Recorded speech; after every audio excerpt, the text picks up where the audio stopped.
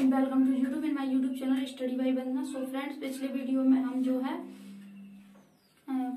में हम personal pronoun objective case पढ़ चुके थे और इस वीडियो में हम पर्सनल प्रोनाउन जो है कंप्लीट कर देंगे। इसके बारे में जो भी सब्जेक्टिव केस है, पसेसिव केस है, वो सारा हम इसमें कंप्लीट कर देंगे विद डिटेल। और इस वीडियो में हम जो है ये जानेंगे कि सब्जेक्टिव केस किसी सेंटेंस में कैसे बिहेव करता है, सब्जेक्ट किसे कहते हैं। सुनने में आपको बहुत इजी सा लग रहा होगा कि सब्जेक्ट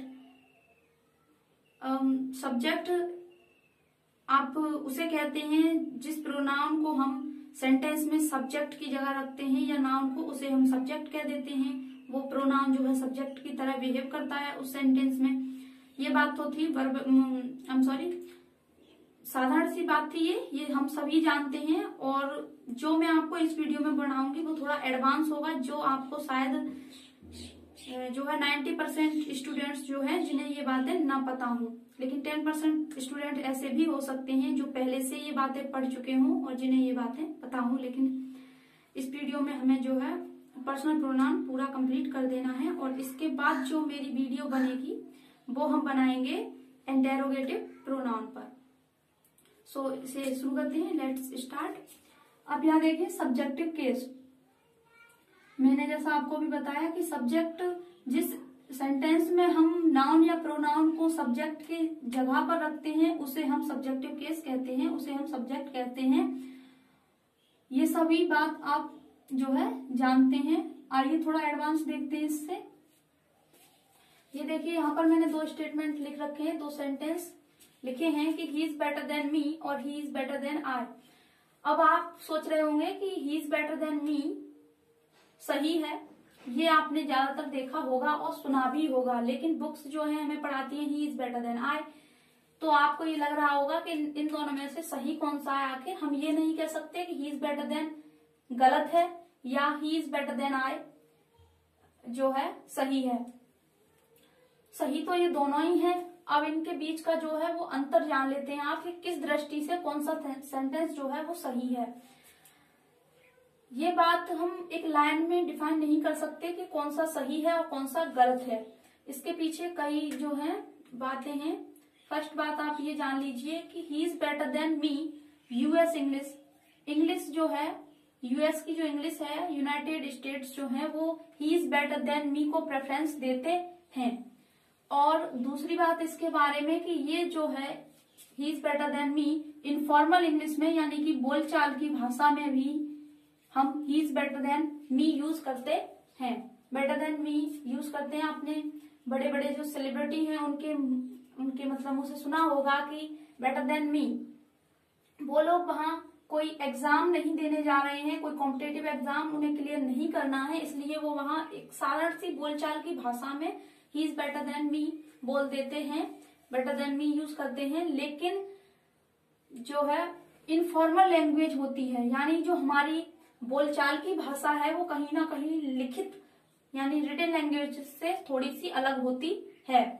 दो बातें आपको इसके बारे में पता चल गई पहले सेंटेंस के बारे में कि यूएस इंग्लिश बेटर देन मी प्रेफरेंस करती है, बेटर देन मी को मतलब मी को प्रेफरेंस देती है, और इनफॉर्मल इंग्लिश में भी बेटर देन मी सही है, बेटर देन मी गलत नहीं है। लेकिन UK English United Kingdom he is better than I को प्रेफरेंस करते हैं। और जो लोग फॉर्मल इंग्लिश को पसंद करते हैं वो he is better than I बोलते हैं। आपको अब यहाँ चार बातें पता चल गई, यूएस इनफॉर्मल और यूके फॉर्मल। इन दोनों सेंटेंस को लेकर जो है ग्रामीण में बहुत सालों तक, बहुत वर्षों तक जो है मतभेद चलता रहा कि आखिर सही कौन सा है इनमें से। तो जो लोग आपको एक यहाँ बात नोटिस करने की है, ध्यान से सुनिएगा। आपको एक चीज यहाँ नई बात जो है सुनने को मिलेगी। ये देन जो है वो प्रपोजिशन होती है इंग्लिश में, इसलिए हम यहाँ जो है ऑब्जेक्ट रखते हैं। यानी कुछ जो राइटर्स हैं वो देन को प्रपोजिशन मानते हैं, इसलिए उन्होंने यहाँ मी रखा। ऐसा तो है नहीं कि इंटरनेट पर आपने खोल के देखा, वहां जो लोग बैठे हुए हैं वो क्या कहते हैं, अनपढ़ हैं, या यूएस वाले हैं वो अनपढ़ हैं।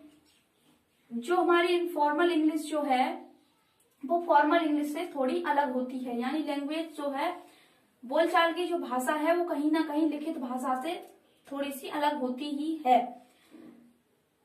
और कुछ ग्रामीण इसे कन्वेंशन मानते हैं, इसलिए उन्होंने यहाँ सब्जेक्टिव केस रखा, यानी आई को प्रेफरेंस दिया। कंजंक्शन के बाद जो है हम हमेशा सब्जेक्टिव केस ही यूज करते हैं। और प्रपोजिशन के बाद मैंने दो बातें आपको पिछले वीडियो में भी बताई थी कि वर्ब के बाद ऑब्जेक्ट आते हैं और प्रपोजिशन के बाद ऑब्जेक्ट हमेशा जो है ऑब्जेक्ट ही आता है, इसलिए देन के बाद यहाँ मी यूज किया गया है। ये क्या है, हमारा ऑब्जेक्ट ही तो है सेंटेंस का, ये सब्जेक्ट है, ये वर्ब है। बेटर देन मी जो है ऑब्जेक्ट है, ये प्रपोजिशन है। He is better than I, क्योंकि जो ग्रामीण्स इसे कंजंक्शन मानते हैं इसलिए उन्होंने यहाँ सब्जेक्टिव केस रखा है। कंजंक्शन के बाद ऑब्जेक्टिव केस रखना कंपलसरी नहीं है। तो आप ये बातें ध्यान रखिएगा कि हम जो है दो चार लाइन में ये नहीं कह सकते कि he is better than I सही है या he is better than me सही है, लेकिन हाँ एग्जामिनेशन पॉइंट ऑफ व्यू की दृष्टि से एग्जाम की दृष्टि से जो है हमारा आई सही है, यानी एग्जाम जो है यानी कॉम्पिटेटिव इंग्लिश जो होती है हमारी वो आई को प्रेफरेंस देती है हमारी। आप ये बात समझ लीजिए, कॉम्पिटेटिव जो इंग्लिश है वो आई को प्रेफरेंस देती है, क्योंकि हमारे यहाँ जो एग्जाम का पैटर्न है वो ब्रिटिश इंग्लिश को फॉलो करता है। हमारे यहाँ जो एग्जाम के लिए जो क्वेश्चंस तैयार किए जाते हैं वो ब्रिटिश इंग्लिश के पैटर्न पर ही तैयार किए जाते हैं। और ये जो ऊपर वाला जो सेंटेंस है ही इज बेटर देन मी, ये यूएस इंग्लिश में सही है, इनफॉर्मल इंग्लिश में सही है, लेकिन कॉम्पिटेटिव इंग्लिश की दृष्टि से ये गलत है, माफ कीजिएगा। वैसे ये सही है, अगर आप बोलचाल की भाषा में इसे यूज कर रहे हैं तो वो सही है, गलत नहीं है। लेकिन अगर आप यहाँ एग्जाम की दृष्टि से पढ़ रहे हैं तो आप जो है यहाँ आई को प्रेफरेंस देंगे। अगर आप यहाँ मी को सही करते हैं तो आपके मार्क्स कट सकते हैं, लेकिन अगर आप आई को प्रेफरेंस देते हैं तो जो आई है वहां आपको फुल मार्क्स मिलेंगे। अब आप यहाँ पर ये समझ चुके होंगे कि इनके बीच का जो अंतर था वो आपको क्लियर हो चुका होगा। मैंने कुछ और स्टेटमेंट यहाँ पर एग्जाम्पल ले रखे हैं, उनसे देखिए आप। सी इज गुड, वह अच्छी है। आई एम गुड, मैं भी अच्छी हूँ। सी इज गुड, उसके अच्छे होने से वो अपने सेंटेंस की सब्जेक्ट है, और मेरे अच्छे होने से मैं अपने सेंटेंस की सब्जेक्ट हूँ। यहाँ मेरा और उसका कोई संबंध नहीं है। सी इज गुड, वह अच्छी है। आई एम गुड, मैं भी अच्छी हूँ। तो मैं अपने सेंटेंस की सब्जेक्ट हूँ, ये अपने सेंटेंस की सब्जेक्ट है। अब आप यहाँ एक बात समझिए कि सी इज बेटर देन यहाँ आई होगा या मी होगा। आप जब आप दो सेंटेंस को जोड़ते हैं तो वहां सब्जेक्टिव केस यूज करते हैं या ऑब्जेक्टिव केस। ये देखिए यहाँ पर यही बातें हैं समझने की, जो ज्यादातर बच्चे छोटी छोटी जो मिस्टेक्स हैं वो एग्जाम में कर देते हैं और उनके मार्क्स कट जाते हैं।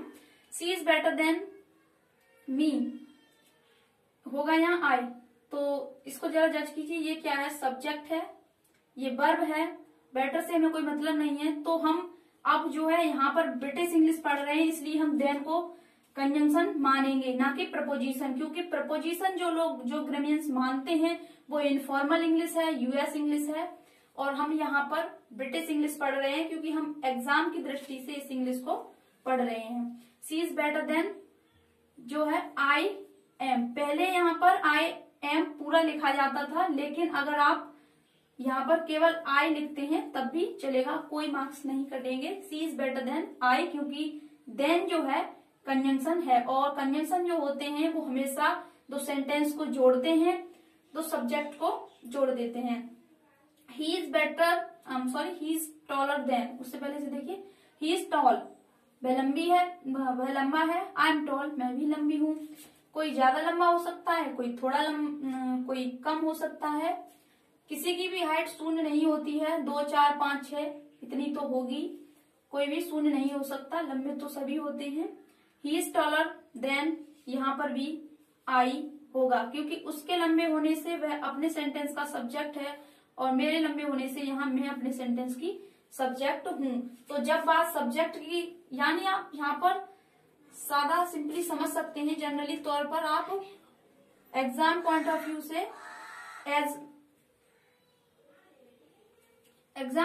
से आप समझ सकते हैं कि देन जो है वो कंजंक्शन है, इसलिए हम वहां आई प्रेफर करते हैं।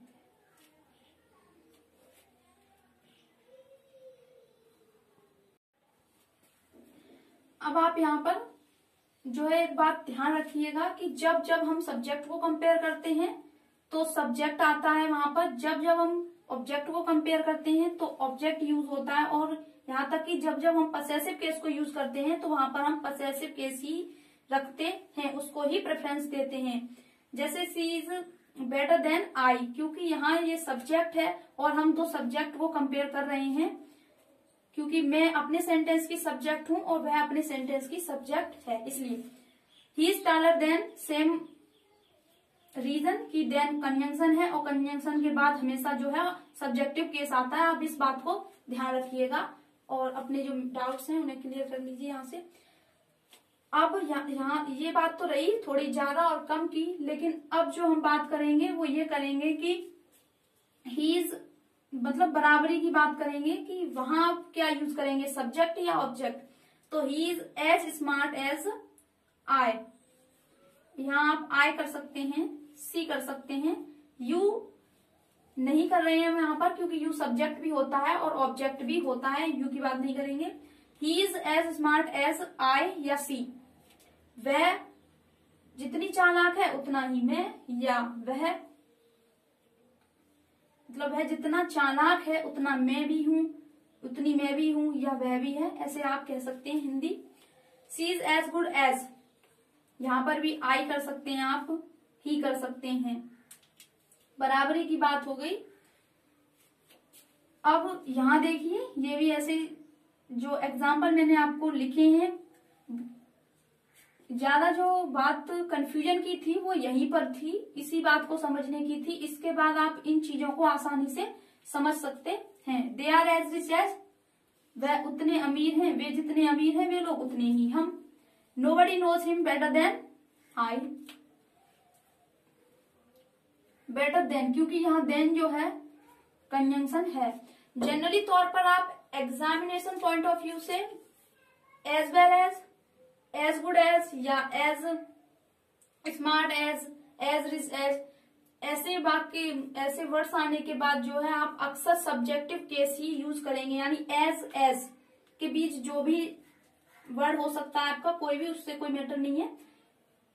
एज स्मार्ट एज, यानी यहाँ पर भी एज, यहाँ पर भी एज, उसके बाद जो है हमारा हमेशा सब्जेक्टिव केस ही रखा जाएगा सेंटेंस में। इस बात को आप हमेशा ध्यान रखिएगा।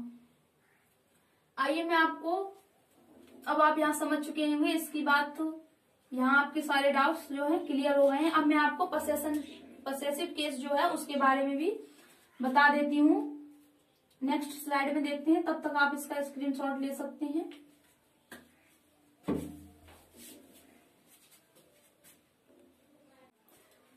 सो फ्रेंड्स, मैंने आपको जो है पिछली स्लाइड में बताया था सब्जेक्टिव केस के बारे में, और अब देखिए हम देखते हैं सब्जेक्टिव केस बेटर देन मी होता है सही या बेटर देन आई, वो सब मैंने आपके डाउट्स क्लियर कर दिए हैं। दोनों ही सही है, बोलचाल की भाषा में बेटर देन मी सही है, और कॉम्पिटेटिव इंग्लिश, फॉर्मल इंग्लिश और यूनाइटेड किंगडम इंग्लिश के हिसाब से बेटर देन आई सही है।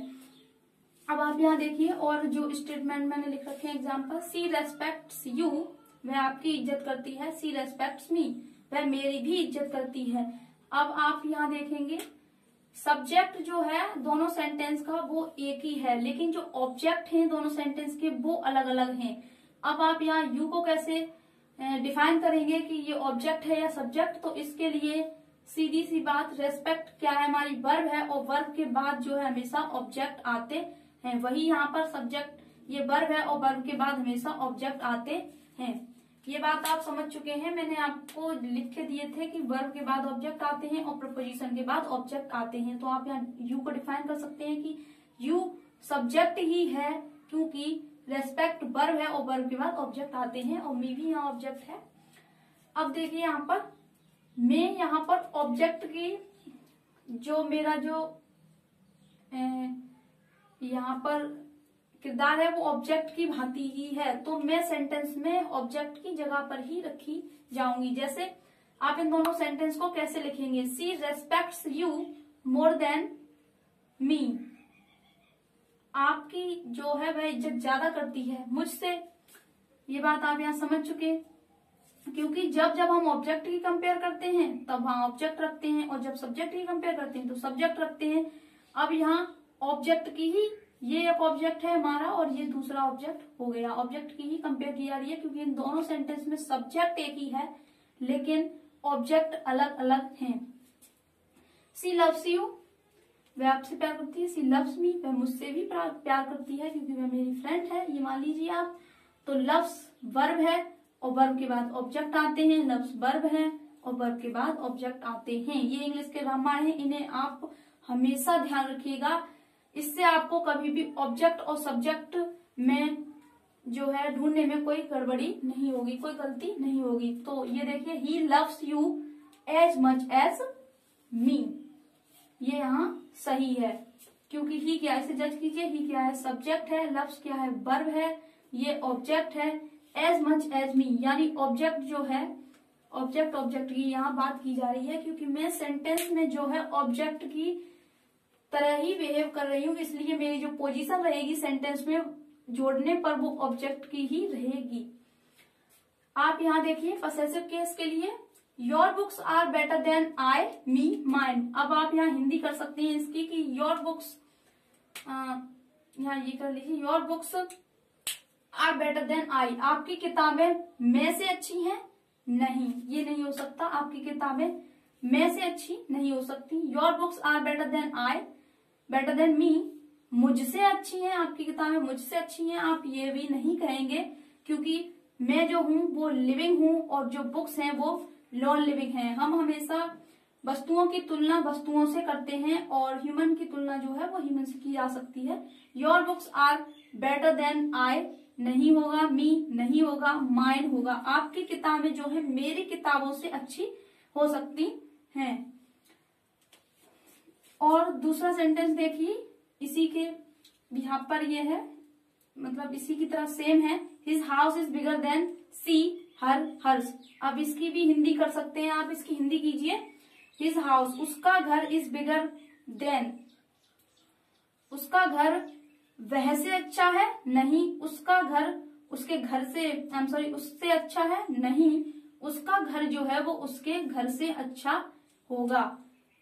यानी आप जो है वस्तुओं की तुलना वस्तुओं से कर सकते हैं। यानी जब हमें अधिकार दिखाने की बात आती है सेंटेंस में तो हम योर बुक्स, तुम्हारी किताबें मेरी किताबों से अच्छी हो सकती हैं लेकिन मैं या मुझसे अच्छी नहीं हो सकती, क्योंकि नॉन लिविंग की तुलना हम जो कंपेयर है वो लिविंग से नहीं करते। अब आप ये जो है बातें समझ चुके हैं, ये थोड़ा एडवांस पार्ट था जो मैंने आपको यहाँ समझा दिया। सो फ्रेंड्स, पर्सनल प्रोनाउन की ये लास्ट वीडियो थी, नॉट अ प्रोनाउन। प्रोनाउन जो है हम आगे भी पढ़ेंगे, ये फर्स्ट पार्ट था, इसका फर्स्ट टाइप था पर्सनल प्रोनाउन। प्रोनाउन का सेकेंड टाइप हम कल से शुरू करेंगे। पर्सनल प्रोनाउन के बारे में जितनी भी बातें थी उसके ऑर्डर रखने की, 1 2 3 कहाँ होगा, 2 3 1 कहाँ फॉलो होगा, और जो है कहाँ हम सब्जेक्टिव केस यूज करेंगे, कहाँ ऑब्जेक्टिव केस यूज करेंगे, ये सारी बातें मैंने आपको यहाँ समझा दी हैं, पसेसिव की भी समझा दी हैं। सो थैंक यू फ्रेंड्स, धन्यवाद।